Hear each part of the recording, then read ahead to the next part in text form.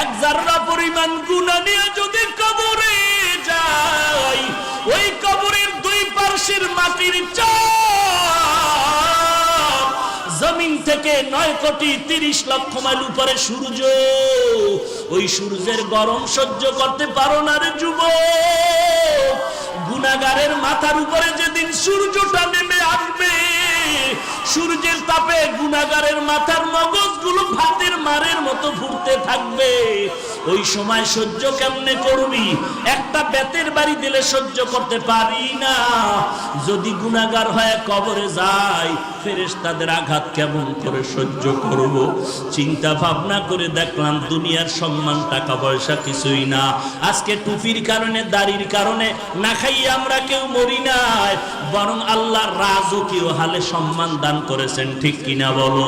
হাজী ইমদাদুল্লাহ মুহাজির মক্কি রহমাতুল্লাহ আলাইহি যত কিতাব খুলে দেখে কোনো লেখা নাই, সব সাদা সাদা সাদা।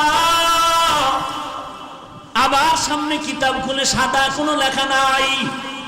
এইভাবে করে করে করে করে কোন কিতাবগুলো শেষ পর্যন্ত হাজী ইমদাদুল্লাহ চলে গেলেন আবার ওই ঝাঞ্ঝানো আল্লাহর ওলি নূর মুহাম্মদ ঝাঞ্ঝানবীর দরবারে গিয়া বলেন, ও ইমদাদ, লেখাপড়া কি শেষ হয়েছে? বলে, ও আমার উস্তাদ শায়েখ, আমার আপনার অনুমতি নিয়ে যত কিতাব পড়ার জন্য আমি চলে গেলাম, ওখানে গিয়ে আমি কিতাব খুলিয়া দেখলাম পড়ার জন্য। জানি না আল্লাহর কি কুদরত, একটা পৃষ্ঠার মধ্যে কোনো লেখা নাই। যেটা দেখি কেলা সব কিতাবগুলো সাদা সাদা সাদা। একটা কিতাব বন্ধ করি আর একটা খুলি সাদা, একটা বন্ধ করি আর একটা খুলি সাদা। এইভাবে দেখলাম কোনো অক্ষর কিতাবের মধ্যে নাই। নূর মুহাম্মদ ঝাঞ্ঝানবী চোখের পানি ছেড়ে কান্না শুরু করলেন আর বললেন, ইমদাদ,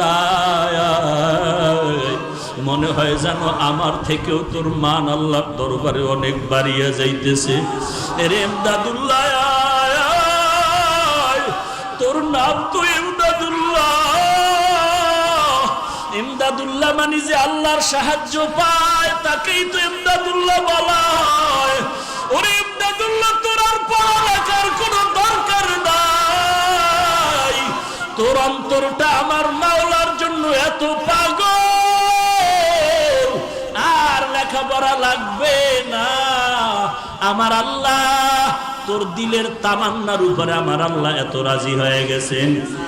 আল্লাহর কাছে দোয়া করি, আল্লাহ যেন ইলমের নূর তোর সিনার মধ্যে ঢেলে দেয়। লেখাপড়া লাগবে না। আল্লাহ যদি কবুল করে 12 বছরের জ্ঞান আল্লাহ ঘুমের মধ্যে অন্তরে দিতে পারে কি পারে না? ইলমে রায় জাজু করদান বেহিসাব, খলকে রাদাদান জওয়াবে বাসওয়াব। এই আল্লাহর বান্দা কাফিয়া পড়ার পরে আর পড়তে পারে না, কারণ পড়ার জন্য যে কিতাব খুলে দেখি লেখা নাই সাদা সাদা সাদা। এই ইমদাদুল্লাহ কেমন একজন আল্লাহর কুতুব! এই হাজী ইমদাদুল্লাহ আমার নবীর শানে যখন দুরূদ পড়তেন, নবীর দরুদে দাঁড়ায় যাইতেন। এই হাজী ইমদাদুল্লাহ যখন বসতেন ঘুমাইতেন, পাও দুটো বাঁকা করে বসতেন ঘুমাইতেন। কেউ প্রশ্ন করছেন, শায়েখ আপনি পাও সোজা করে কেন ঘুমান না? হাজী ইমদাদুল্লাহ বলে, জানো না রে ভাই, রশিদ আহমদ গাঙ্গুহি রহমাতুল্লাহ আলাইহি কি বলেন, ওরে রশিদ, আমি ইমদাদুল্লাহ যত চেষ্টা করি পাওটা সোজা করে ঘুমানোর জন্য, আমি ডান দিকে খুলতে গিয়া ভয় পাই, আমি বামে ডা পা খুলতে গিয়া ভয় পাই, আমি সামনে পা খুলতে গিয়া ভয় পাই, আমি পেছন দিকে পা খুলতে যাই ভয়। কারণ আমি যেদিকেই তাকাই দেখি আল্লাহর নূরের তাজাল্লি, আল্লাহ তাআলার নূরের তাজাল্লি দেখতে পাই। আল্লাহর নূরের তাজাল্লির ভয় আর আদবের ভয় আমি পাও খুলে শুইতে পারি না, আমি পাও বাঁকা।